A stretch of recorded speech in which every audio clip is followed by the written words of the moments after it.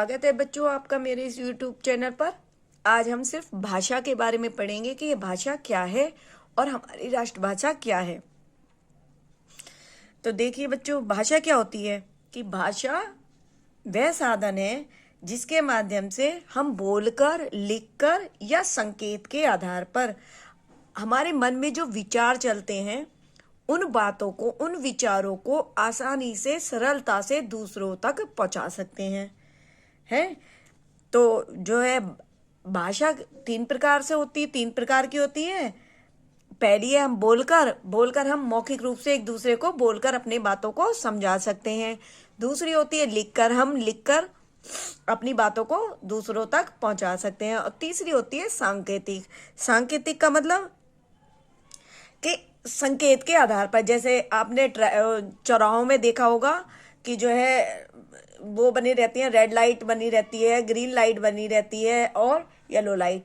तो उनका मतलब संकेत होता है कि आना जाना और रुक जाना, यही तो संकेत होता है। तो ये सांकेतिक भाषा हो गई। दूसरी है ध्वनि के आधार पर, जैसे मंदिर की घंटी बजती है तो हाँ, मंदिर में पूजा शुरू हो गई। या फिर स्कूल की घंटी बजती है, स्कूल स्टार्ट होने की घंटी बजती है, लंच की घंटी बजती है, तो इस तरह। या सायरन की आवाज, भौंपू की आवाज, तो इनसे हम जो है समझते हैं। तीसरा है जैसे विभिन्न अंगों, जैसे मुख, नाक, आंख, हाथ, ओंठ, गर्दन, उंगली, इनके द्वारा हम अपने मन के भावों को व्यक्त करते हैं, दूसरों तक पहुंचाते हैं। तो हमारी जो राष्ट्रभाषा क्या है? हमारी राष्ट्रभाषा हिंदी है। तो और इसकी लिपि क्या है? देवनागरी। तो जो हमारी राष्ट्रभाषा है हिंदी की उत्पत्ति अपभ्रंश भाषाओं से हुई। अपभ्रंश की उत्पत्ति किससे हुई? अपभ्रंश की जो उत्पत्ति हुई वो प्राकृत से हुई। और प्राकृत जो भाषा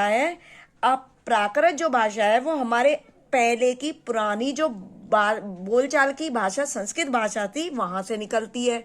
और संस्कृत कहाँ से निकली? संस्कृत के जो नमूने हैं, संस्कृत का जो वर्णन है वो हमारे ऋग्वेद यानी हमारे ग्रंथों में मिलता है। इसका विकास, वो कह रहे हैं कि इसका विकास होते होते कई प्रकार की प्राकृत भाषाएं पैदा हुई। हमारी जो संस्कृत है वो पुरानी प्राकृत से ही परिमार्जित है और प्राकृत भाषाओं के बाद अपभ्रंशों का जन्म हुआ। अब जो हमारी वर्तमान जो हिंदी है वो अर्धमागधी और शौरसेनी अपभ्रंश से निकलती है। हिंदी और संस्कृत, इसकी लिपि क्या है? हिंदी और संस्कृत की लिपि जो है देवनागरी लिपि है। देवनागरी लिपि का जो विकास है वो कौन सी लिपि से हुआ? ब्राह्मी लिपि से हुआ। और जिसका सर्वप्रथम प्रयोग जो है गुजरात नरेश जय भट्ट के एक शिलालेख में मिलता है।